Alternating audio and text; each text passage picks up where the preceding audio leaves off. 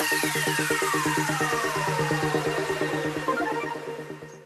I'm Electroni, and this channel is all about electro, chem and science experiments.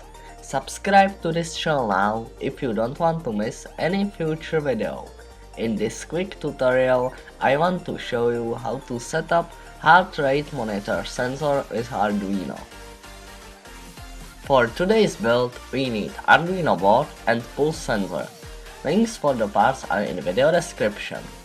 For hardware, connect minus pin of sensor to Arduino ground, plus pin to Arduino 5V pin, and last pin to analog pin 0 of Arduino.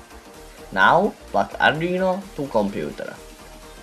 For software part, download and install Arduino IDE.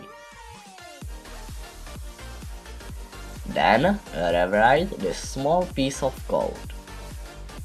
Select Arduino board and also port and hit upload.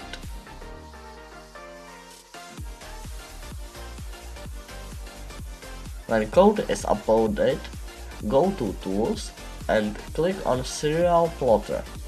Put your finger on the sensor like this, and as you can see, you can watch graph of your heart pulse.